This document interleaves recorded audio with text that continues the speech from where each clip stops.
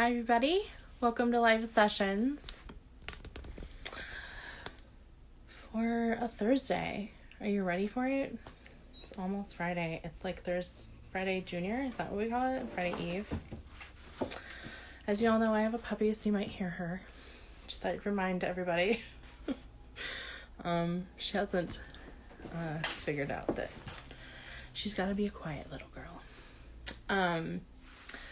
But I'm really excited for today. Hair in my mouth. There we go. So let me get them on here. We've got the Scoffs. Excited.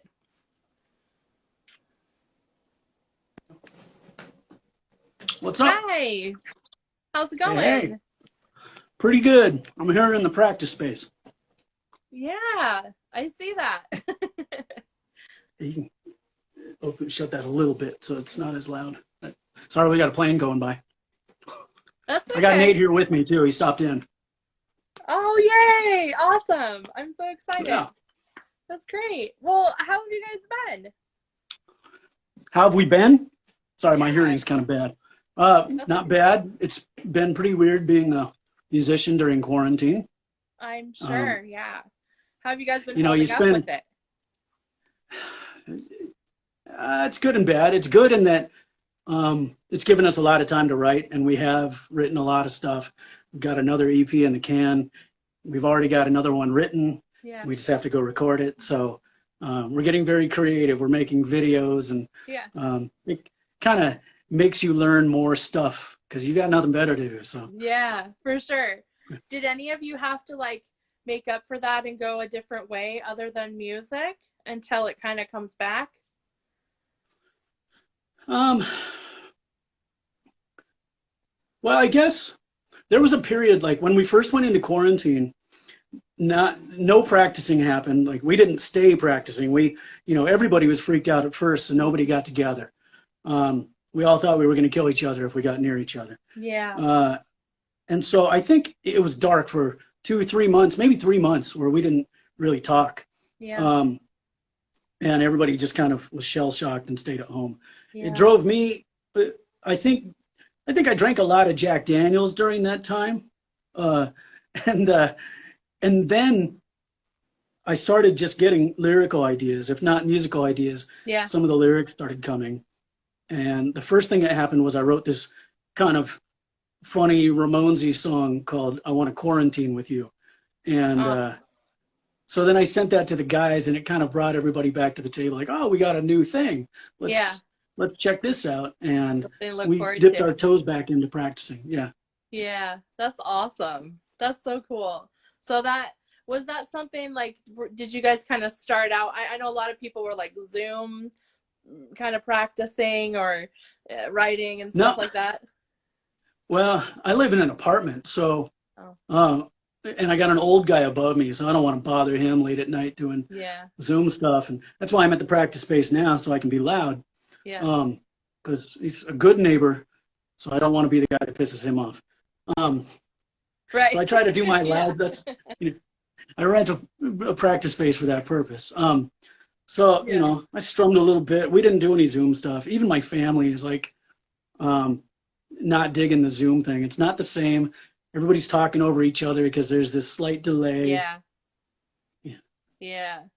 I know it's been kind of hard. Like I'm not a fan of it either. It definitely, it's odd. I know that was like Zoom was like, yay, everybody's gonna come to us, but I was like, not me. Well, and these suggestions, telling families like, just get together on Zoom, it'll be great. No, everybody knows it's gonna suck, and nobody wants to do it. Yeah.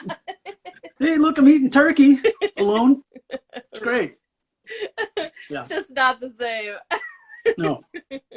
And for instance, like getting together with my family, I've got a little nephew, and he likes to mute people just randomly. And so that makes it kind of suck too. Yeah, because you're just like sitting there talking, and he's just like, nobody can hear you. Yeah. That's great. Well, I mean, for music, were you, I know in the beginning it was kind of hard, but like eventually did you find some like inspiration to be able to like come back to why you guys were making music to begin with?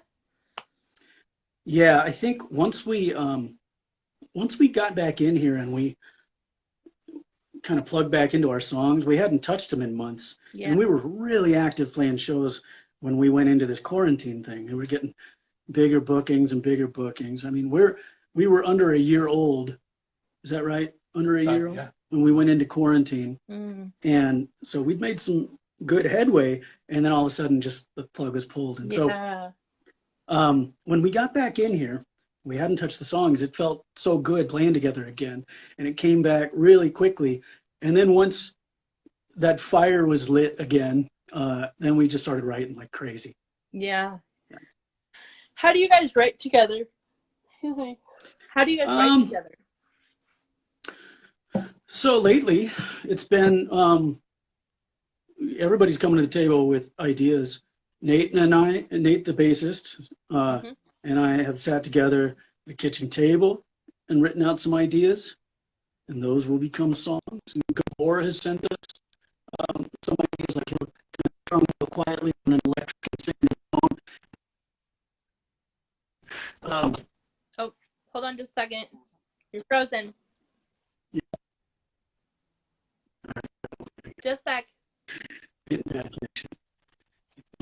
It's gone now. Thank you. Sorry. Need to send you back and forth. He's over here manning the door. We're in tyrants. Yeah, we're in a cave. Okay. We can hear you now. So he and I have for a written stuff. second. It was frozen. Yeah, I know. I could tell that I was frozen. So, Yeah. Gabor has written stuff, and he would send us kind of the skeleton of a song, humming like here's a melody idea and kind of chord progression, and then I would write the lyrics to it, and then so that became a new song that we're doing. That was one. Last night at practice, he wrote a brand new one, just hummed it out and started playing something. We went, okay, there's a song. Let's record that. We'll get an idea. Yeah. And sometimes I'll come to the table with. I came in with some ideas for like, oh, we could like have bass start here. We could have a drum going over here, and I kind of describe these things rattling around in my head, and then they figure out how that could actually be music. Because I can play guitar, but I don't necessarily. I'm not very rhythmic on the bass and stuff. So Yeah. So yeah, and then once we bring it to Rob, the drummer, then he really puts the flash on it. Like there's this whole breakdown section in a song called "In Cold Blood" that didn't exist until he got a hold of that song, and we decided to slow it down and slam on these chords, and he filled it with this drum section, and it's one of my favorite things that we do now. So that sounds so much fun. It sounds like you guys have a lot of fun creating together. Like it's just this like atmosphere of just creativity and everybody being able to be comfortable coming together to make something, awesome. Yeah, and it's really natural with this band. I've never been in a band where it came so naturally to write stuff together. I mean, it's nothing. When we first got together, we wrote 3 songs in our first practice, and then another 3 in the next practice or 2, and it just fell into place like the songs already existed. So yeah, it was really kismet or whatever you would call it. Yeah. Is that Gabor? That's so Sorry, cool. grabbing a sippy sip. Yeah, that's okay. I know. I was just thinking, man, I'm kind of thirsty.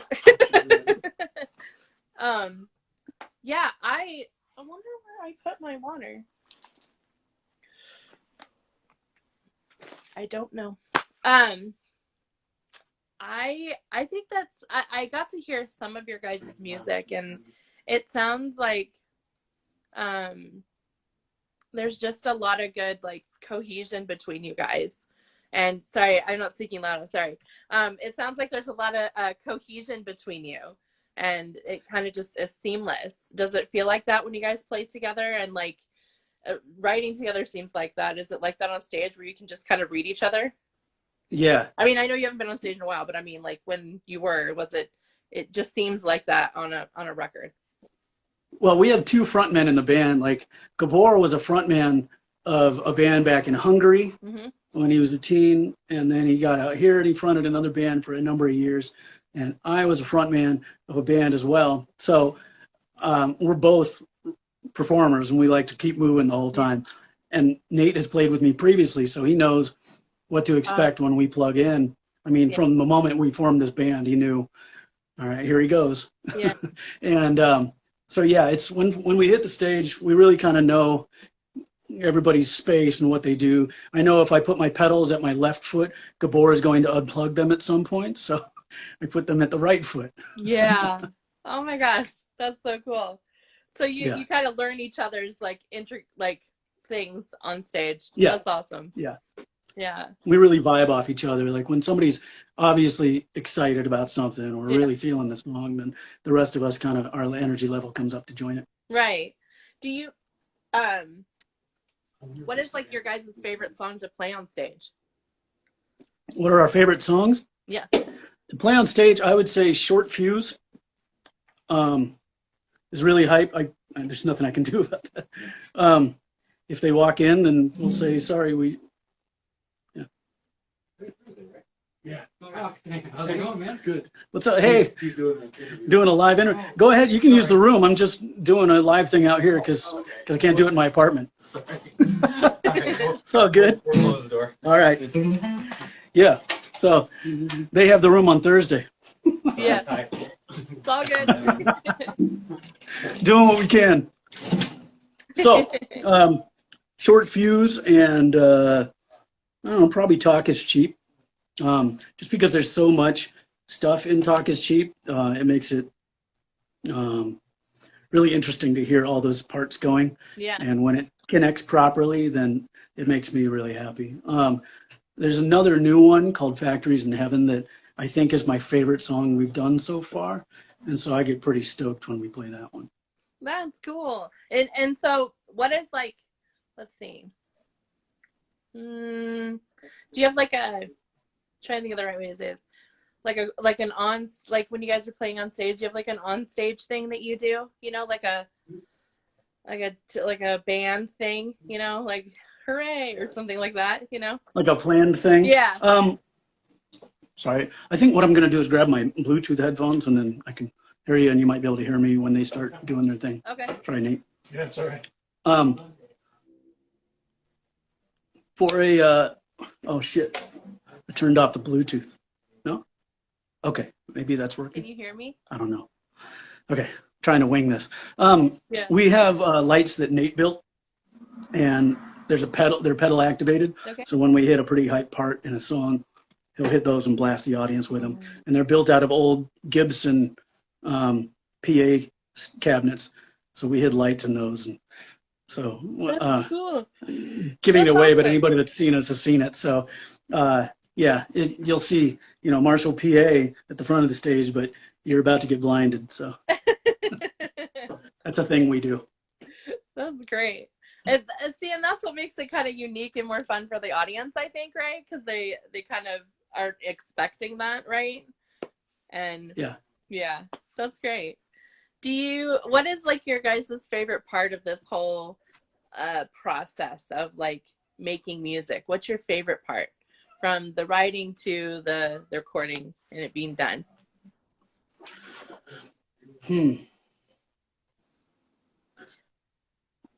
There's nothing more gratifying than when you hear a song in your head and you're not even quite sure how it's going to go necessarily. You got an idea of a melody and sort of a rhythm to it that you want to exist. And then when you give it to the other guys and they take it and it becomes something or maybe even more than you had planned. The example I would give is our song Talk is Cheap on our EP. I never expected it to sound that good. Yeah. When I had a melody idea sitting in my room, I just knew that I wanted a really staccato vocal line and I wanted to deliver it really rapid fire. But by the time we plugged in and Gabby put a different guitar part behind it and stuff, I had goosebumps when I heard the playback in the studio because it sounded better than I'd hoped. So I think that's my favorite is getting something out of nothing. You know, it didn't exist before we did it. Yeah.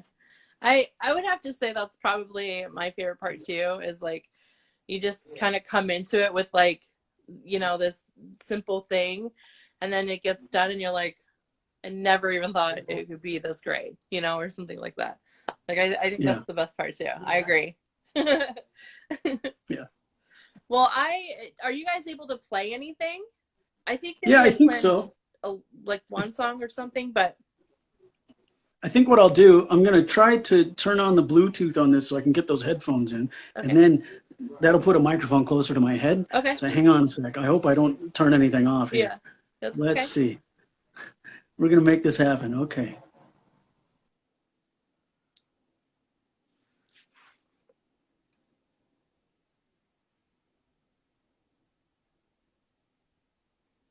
All right, guys. Wait it out. To be able to hear you. Now, let's see if this works. All right. What a cluster F. So I went and I bought this whole setup with a light and everything and a microphone. Yeah. So I could do this on our couch here. Yeah. And then I get here and the package didn't come with AAA batteries. So it fucked the whole idea up. Oh, no. So I went into emergency mode. Yeah. All right. Can you hear me now? Okay. Yeah, I can hear you. Cool. And now I can hear you better. Yay. Oh, yeah. Let's see. I'm going to bring this back into the fold. I had a microphone set up, and I'm going to try this shit again. And I think I had it about there. And I think I had this. Right. The fuck. Where the fuck is it? Come on, man. Okay. All right. Can you hear me now? Yeah. Okay. It's probably better too, right? Yeah, just a little. Got a little lavalier mic, so. All right. So you want me to do something on the guitar? Is that what we're doing? Yeah, just play anything. All right. Okay. Is Nate gonna sing too? He's gonna stand guard. I apologize. I'm gonna sing to you guys. I'm gonna serenade you. All right. This is our song, "The Lonely Ones." It's coming off our new EP when it comes out. Okay. She goes to parties on her own,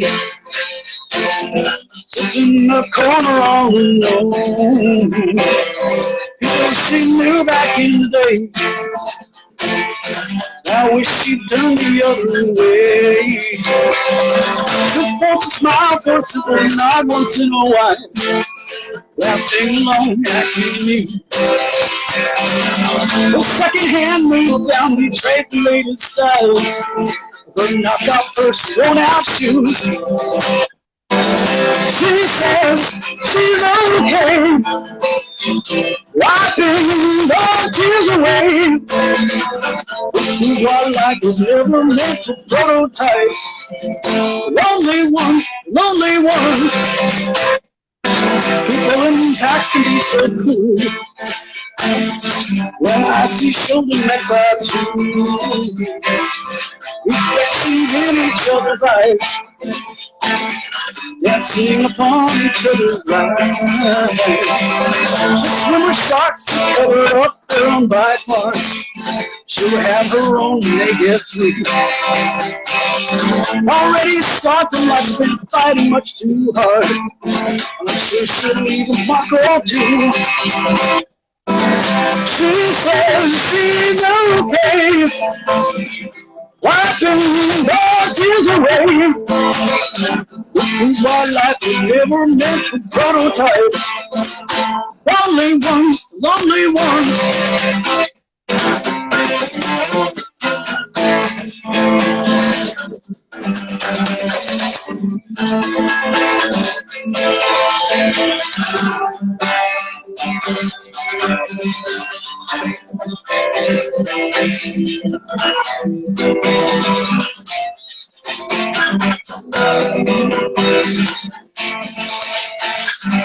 Somebody else might fall apart under the weight of what she carries in her heart. Forget the social status quo. She's making life up where she goes. People she knew back in the day, Now wish she'd only look their way. They've come to learn they're living life on their own terms, and envy all that she can come. When they realize they're going in their own lives, they know they too are lonely ones. She says she's okay. Why do that tears away? Sometimes this life can end up turning out all right. Lonely ones for lonely ones. Right. Yeah. A little hoarse. Yeah. Where I get a sip. It's okay. So what? It's so bizarre. Go ahead. That was great. You did a good job. Thanks. So what can you tell us like a little bit about how you got into music or how you guys came together as a band? I know you knew Nate from before, but like how you all kind of came together and how you all get into it. I started getting into music when I was a little kid. So like, I think I was 5 or 6 when my brother was taking piano lessons. And I would sit outside the room and listen and watch from behind, maybe where his hands were on the keyboard. And when he would leave, I'd sit down and I'd find the notes. And eventually, my parents decided to put me in lessons when I learned The Entertainer. I didn't know how to play. I just heard him picking out. So I'd go in and pick out the notes. And I got the left hand chord, and then I got the right hand stuff going. And so they were like, oh, we got to get this kid in lessons. So I had an ear for music, and I was obsessed with music. So I would sit in this little nook in my room, and I would listen to the radio 7, 8 hours a day, and I would tape stuff, and I would cut in on the tape and get my own intro to the songs like I was a DJ and stuff. Yeah. I still have the tapes. Very embarrassing. And so I always wanted to do music. And I met a Hesher kid at camp one summer. And it's funny, like my parents were really religious, so we would end up at this like family church camp thing. And it was down in Cannon Beach. And the director of the place, his nephew, was this long blonde-haired Hesher kid with a Judas Priest shirt. Oh so I naturally gravitated towards him. Yeah. And he played guitar, and he was cool. And so I wanted to play guitar too. Yeah. And I was really into Van Halen as a kid. And so I wanted to play guitar and learn how to do that shit. And so, you know, I started out doing all that stuff. And I kind of slowed down. And then I discovered Brian Setzer, and I started wanting to play fingerstyle stuff and doing some of the more rockabilly oriented stuff. Yeah. I mean, I started my music career in a punk band called Orange 42 back in the 90s, playing the Lake Union Pub and like the local Seattle Dirty Dives. And we played around for a while. Ultimately, we got more and more into like the grindcore, like singing through the leather Cheerio, like kind of stuff. And I wanted to go more musical. Yeah. I was more into 70s punk stuff, and they were more into like gutter punk. And so it was a little disconnect there. I liked playing the really fast stuff, and I liked playing really aggressive, but I wanted more melody in it. So I left the band eventually. And 5, 6 years after that, I formed a band called Drag Strip Riot with the drummer from that band. Yeah. And we went on for 12 years. Wow. In different members. Nate was my good friend and used to shoot photos of the band, and then joined the band on bass. Yeah. And did a 1-year reunion a couple years back. It had been broken up for a while, and Nate played bass on that. And so when that dissolved, then we decided to do another band. And I said, look, man, I'm getting older. I just want to play 70s style punk stuff. I never got to just do just straight up that style. Yeah. And that always eluded me, and so this was the chance to do that. And found some like-minded guys. I'd played with Rob before in a band called Graceland 5, and I knew he was an incredible drummer. And Gabor was, we used to play shows together in our bands, and I knew he was a fantastic front man and could play guitar like a bastard. And so, and he had hit me up. He said, if you ever need a guitarist for anything, give me a call. He's Hungarian, so I'm trying to do the accent. I'm not doing it any It sounds very cool. He always thinks I'm busting on him, but I think he sounds cool. Yeah. Anyway, so yeah, I called him, and then we had a band. We showed up, and I sent them a cover song. I said, "Hey, I want to do stuff like this. Everybody learn this song." And we all showed up knowing it. It's a song by Chelsea called "I'm on Fire." Oh. And when plugged in, and we all knew it, and we played it, and it sounded like we'd been together forever. And we went, "This is a band. We've made it." Yeah. Yeah, like it was meant to be. Yeah, right. That's so cool. That's a great story, man. Like it's got to be like kind of fulfilling to know that like everybody just kind of came together at the right moment, and like it's something that you've always kind of wanted to do. I mean, that's got to be really like, even with the pandemic and stuff, like it's got to be kind of fulfilling, yeah, for all of you. Yeah, I think, and Nate would say this too. Like whenever we have time away from practice, I think we all share the same opinion. Like, I need this. Like, I need this weekly to blow off some of the steam, and especially the stress we're all under, whether we feel it or understand that we're in it or not. Like, we all have this stress bearing down on us from this pandemic. Yeah. The worry about that, and just you can't see your parents and all this stuff, so it's emotionally stressful. We've all got some form of PTSD going on right now, and I think coming here to blow off steam every week is a really healthy thing for us. Yeah. Do you is there anything you do daily to practice?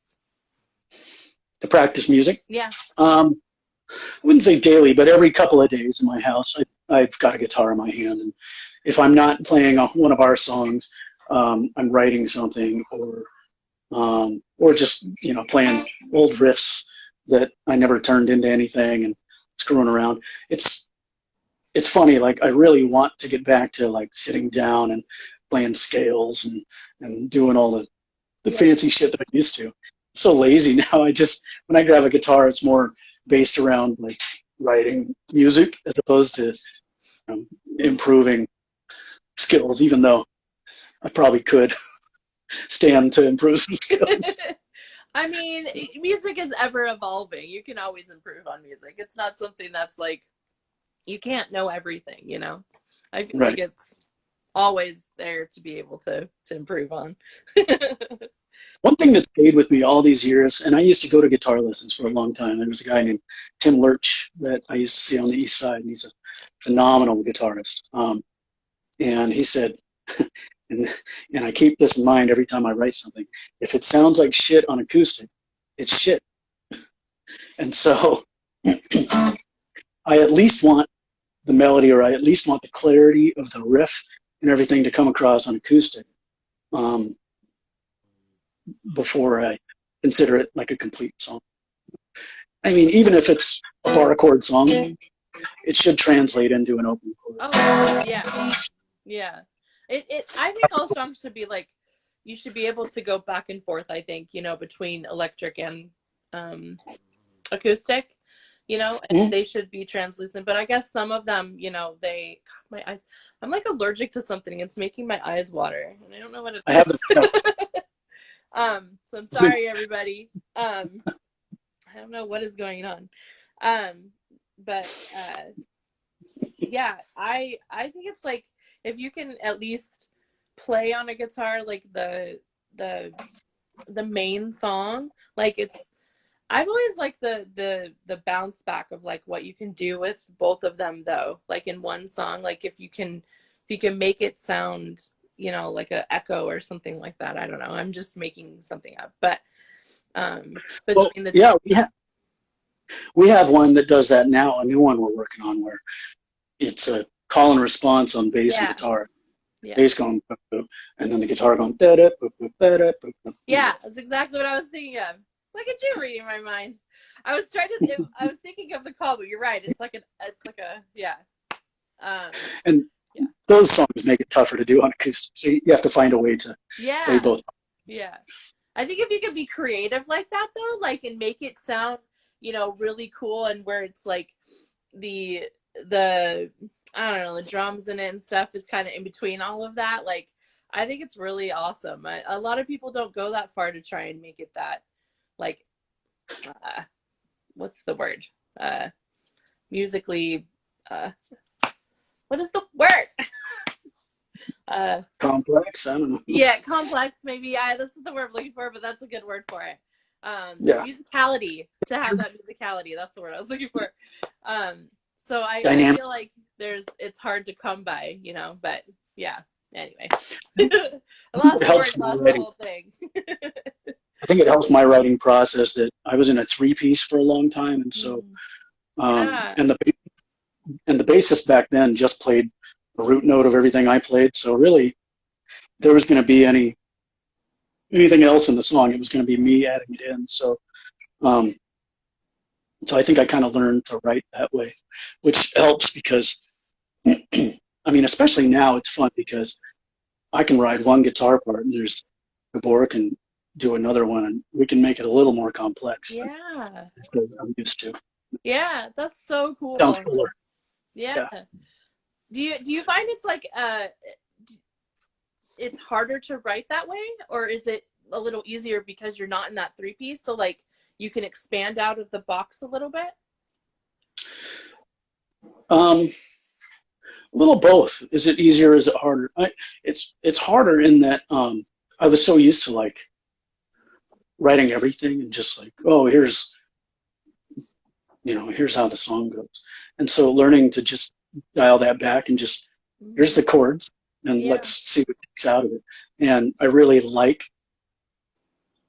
being able to do that and learning to do that more. It's a lot of fun to have other creative ideas thrown on top of something and turning it into something else. Yeah. And so I'm really enjoying that aspect of this band now. So as we get better and better and better at writing together. So yeah, that's so cool. I would imagine it would be more fun because you can have like more depth to each song, you know. In a 3-piece, it can get kind of dimensional. And I imagine being able to have more depth and more feeling behind it with an electric and an acoustic together or something. Like, I would imagine that would be really fun to like go beyond the space of that and create something really cool. Like to be able to, I don't have that in my life. I just live with a guitar, like a acoustic. So I just imagine it would be cool to just be like, hey, can you do this for me? Well, we have some varied musical influences, so it's great because it'll put a musical spin on something that maybe I wouldn't think of because I used to go in, I've written so much stuff in major scale that it's nice to have somebody else come at me with like some wacky minor stuff and go into a little different side of the song. So I might even write something that starts in like D major and then we switch it up to a D minor 7. Yeah, that's so cool. I imagine that would be so much fun. Like, it would be great to like be able to bounce that kind of stuff off and be like, I don't know what this would sound like, but hey, you want to play? Like, we just switched one last night. We went from what do we do? B flat. We went from B flat to B minor, and it changed the whole melody. Like, it just immediately, and I went, that's how it goes now. Yeah, that changes the whole mood. Really changed the whole mood. Yeah. And I wasn't sure how it would sound, so I was like, tell me what you think. Yeah. Good. Well, if you want, you could play another song. There's a couple people on, but if you want, you can. Sure. Let's see, what'll I do? Which one do you think I should do, Nate? Factories is good. Quarantine.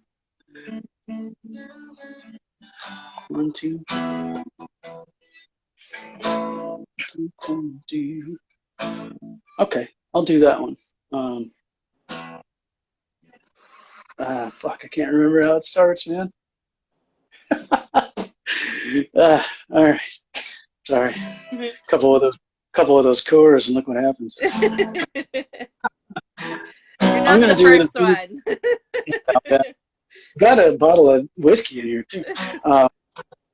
I'm going to do the one that we have out, and we have a video out for right now. So go to YouTube and find Little Blue Tyrants by the Scoffs. And like that shit, because we're a pretty young band, so we need love.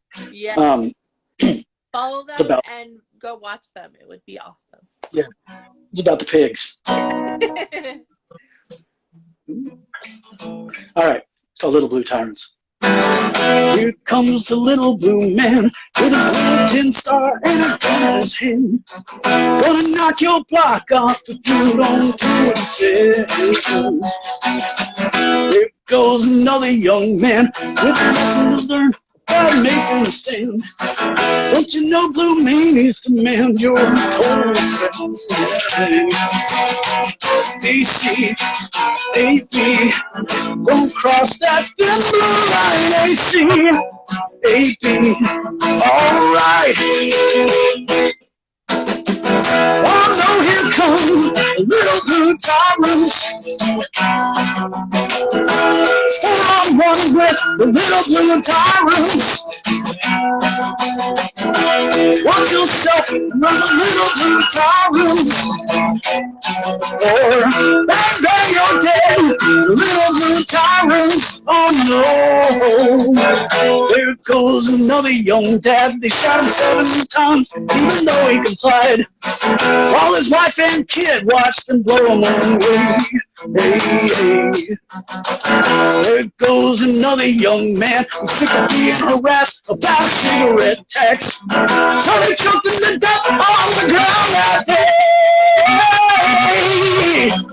AC, AB, won't cross that thin blue line. AC, AB, alright. Oh no, here comes little blue tyrants. 4-on-1 with the little blue tyrants. Watch yourself around the little blue tyrants. Or bang bang you're dead, little blue tyrants. Oh no.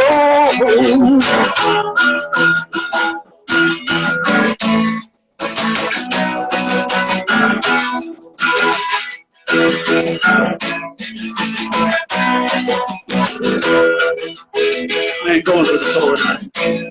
These strings are way heavier than my lip.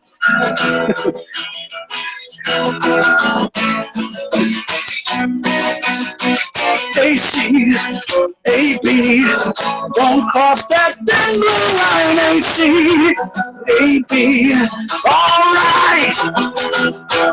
Oh no, here comes the little blue tyrants.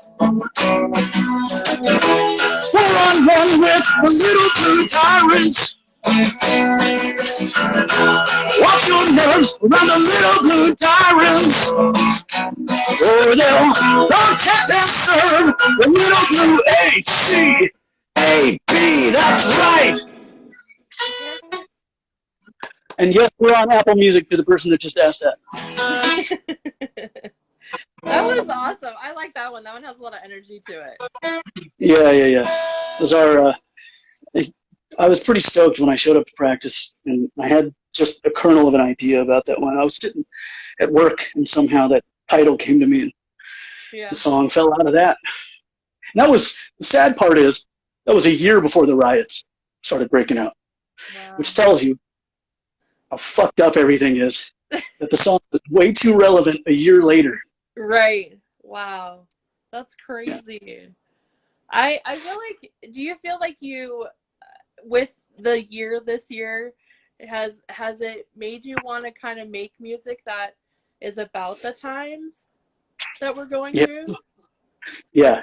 Years ago, the last band, Dragster Riot, I was really averse to writing politically oriented stuff because I can party music, we were a big party band. We did a lot of bad things, and so I just thought it wasn't what our fans wanted to hear. But now I don't give a fuck what people want to hear. I just want to write it, and there's a lot of stuff to be mad about, and so what I'm writing about.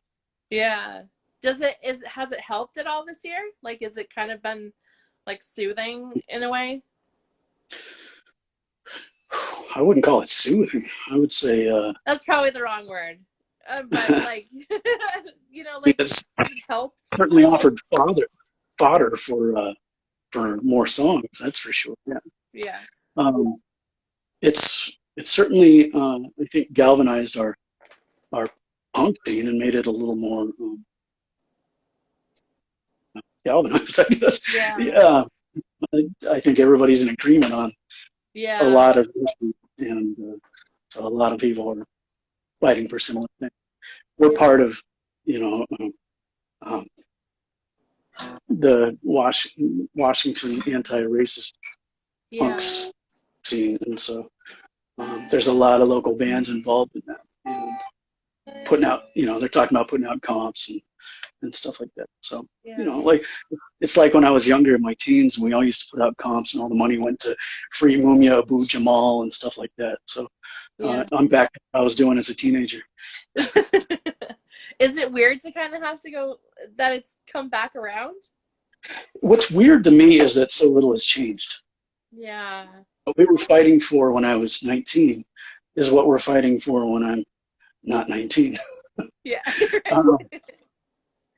have videos of me as a teenager at a vegan cafe playing a benefit to free Mumia Abu Jamal, who was convicted without any evidence. Wow. So, and he was on death row his whole life. Yeah. But anyway, so it's just weird, like coming back to a scene that I've been involved in for so long. But I was playing like Americana punk for a while, so we got to do kind of our own thing with big rock bands or with rockabilly bands and stuff. But oh, by the way, somebody's asking what the band name is. We are the Scoffs out of Seattle, SCOFFS. My name is Knuck. I'm the lead singer. And Nate is here in the background. And he plays bass. So yeah, find us at the Scoffs on Instagram. Anybody on here wants to find us. Awesome. Sorry. That's segue. okay. I thought a question. You're good. Totally. I was gonna have you answer after. We were gonna answer after, but I feel like it's kind of a cool thing now, in to be a musician now in this time of being able to. It's okay to like write about everything that's going on, and whereas before it was kind of like taboo almost. You didn't want to like say something, but now everybody's kind of like, F it. Yeah, you rewind 3 years ago and everybody was like, who the fuck is this musician or this actor to tell me how to vote or anything like that? Now everybody's politically charged and motivated. And I don't think anybody's going to be judged for speaking their mind anymore. Yeah, it's almost been like a cool way to have.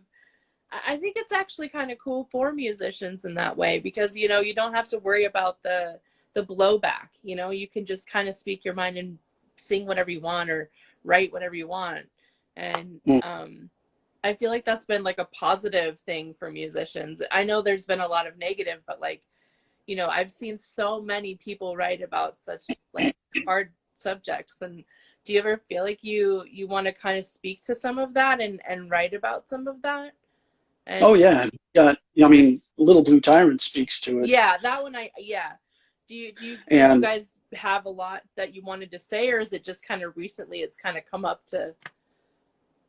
Well, that was in our first crop of songs, so I think the idea was there right away to just speak our mind and speak truth to power. Yeah.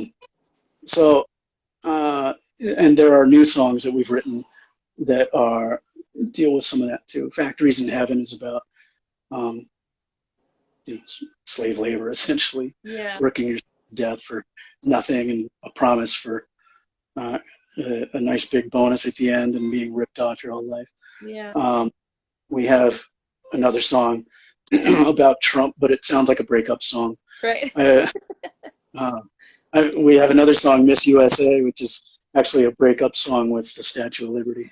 Oh, that's a cool idea. A complicated relationship. Yeah. That's a really cool You used to shine so bright, now you've turned off your light, and now I'm tired and poor, just refuse on your teeming shore. The line from. I like it. Is that one coming out? You said you guys have a new EP coming out, right?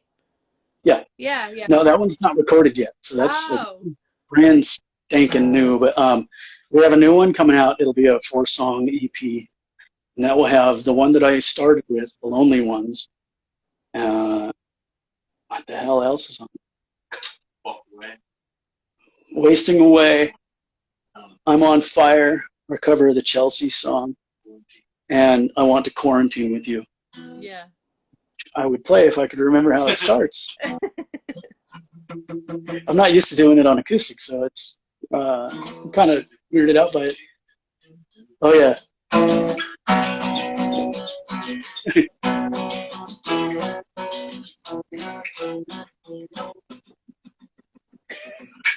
If I kind of know the song, I might be able to do that one in a second.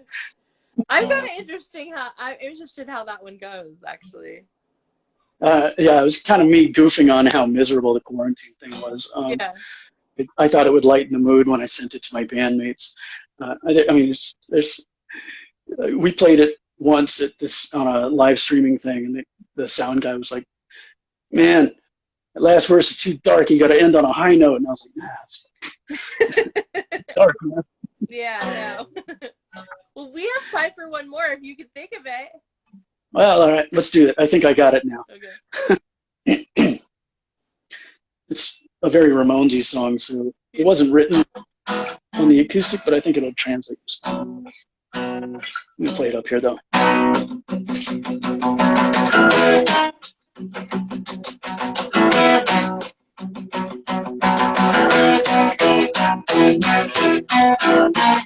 I gotta stay at home. Think I'd rather stay at home with you.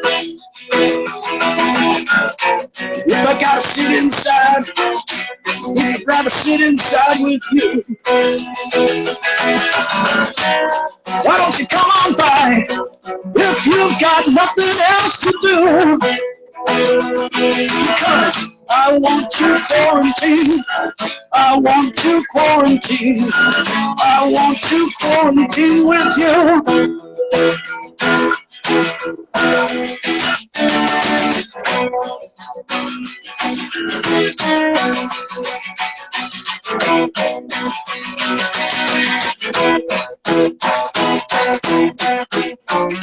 I want to watch the clock, think of everyone dying off with you. If I gotta die today, guess I'd rather share a grave with you.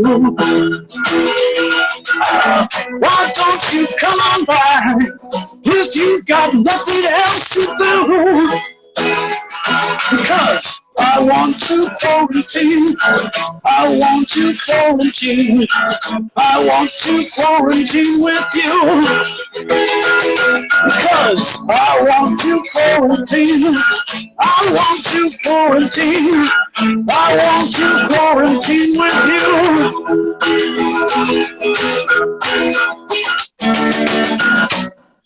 Small, short, simple, gets the point across. Yeah. Yeah. I like that one, actually. Up-tempo makes you feel a little better about dying from a plague. Yeah. Chess, you already answered that question. Our band name is The Scoffs. Here, I'll try to type it for you. Yeah, I was going to say, I'll just type it in, yeah.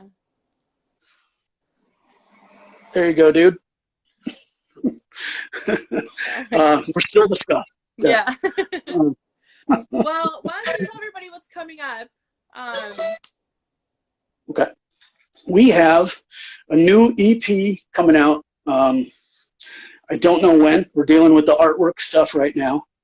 I'm screwing around with another video, maybe in the meantime.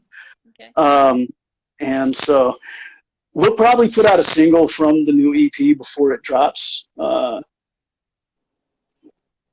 We don't have live CDs and DVDs, but we do have CDs, and I can send you a video file of us playing live to the question online. But yeah, so we'll probably drop a single from that new EP, probably the Quarantine song, I'm guessing, first. And I have some irons in the fire for a video for that, working with somebody that's known for making some stuff on the gram. Yeah. So we'll see what happens. but yeah, so a new EP coming, and then we're going to go back in and record the next one. And I mean, there's no lot. Oh, I should say, you will see us live this year. You're not going to stop us because we bought a generator, we bought a tarp. We've got all the shit to just roll up in a truck and play anywhere we want. Yeah. And that doesn't mean we're going to invite a crowd to stand next to us and try to create a super spreader event, although I've been part of a few super spreader events maybe 10, 15 years ago. Yeah. It's a whole different situation. Right. But yeah, so we're going to, just roll up somewhere and jump out and play. Turn on the generator, have all of our shit in the back of the truck, and let's roll. And we'll probably throw a live video when we do it, set up let her rip. We'll probably do 3 songs at a spot, jump back in the truck and take off. So that is in the works. That really is in the plan. So I mean, it sounds good. I mean, if the martial law band can do it on a float, anybody can do it. Exactly. Yeah, martial law band. The float. Yeah, that was amazing. Yeah. That's off to them. Yeah. Yeah, so we've got some ideas. Well, I mean, the problem is more and more places are just straight up closing shop to try to wait this out. So, there were more places with beer gardens we could roll up to before. Yeah. There are less of those now. So we might just come to people's houses. That would be so cool. Just roll up on the back. On delivery. Yeah. We'll have a delivery number and we'll roll up and put us on through. Yeah. In your driveway. You stay inside, just look out the windows and hold up and get that would be so that cool. One at 7. Getting like a cul-de-sac where everybody can just walk through the window. Yeah, exactly. I did go to a couple driveway shows this summer, and that was pretty cool. Like awesome. The band basically up against the garage door, and people sat in the yard and stuff spread out. It was cool. Yeah, a lot of people were doing. There were so many people that were like up against their house on the lawn, and people would be like in the street, and a lot of people in Nashville were doing that too. So I mean, people are finding creative ways to play just because. You can't, I think that music isn't going to be the thing that, even though it feels like it's stopped, I think people are going to find ways to play because people need it. Yeah. Yeah. Nothing's ever stopped art before. Even a plague didn't stop. Yeah. You're going to get art whether you like it or not. So. Yeah. I think it's definitely one of those things that is never going to stop. I think people are just going to always find a way. So people would pulling up at driveways or, the float or whatever it is, like you can't stop it. People love music and people love to hear it live. So I think it's just going to be the thing that outlasts everything. Mm-hmm. Yep. For sure. Well, I'm so glad you guys came on. I was looking forward to you guys coming on because I think you guys are fun. And I thank you so much for taking some time out and figuring it out, even though it was kind of hard. Yeah, fluorescent lights, a band trying to practice fine. Headphones not working. I can't remember what else went wrong, but pretty much everything possible. I appreciate the effort, though. It was definitely worth it. Everybody, if you liked the songs, go to the Scoffs on Instagram and listen to the real songs, like on our Spotify and stuff. Sound fuller with the whole band. Yeah. Follow them and listen. Oh, are they coming out now? Yep, well, that's okay. We're wrapping up. Yeah. Oh, sorry. No, it's all good, man. Do what you got to, man. I'm sorry to get in your space. Well, it's just because I know you can hear me. Thanks for sort of coming on, Nate. So thanks for sort of coming on. He's here in the middle of the court. Well, you guys have a great night. Thank you so much. And go follow them, stream them, buy their music, all that good stuff. Find them on YouTube. We appreciate them. We appreciate you all for coming on. And have a great day. Yep. Have a good night. Bye.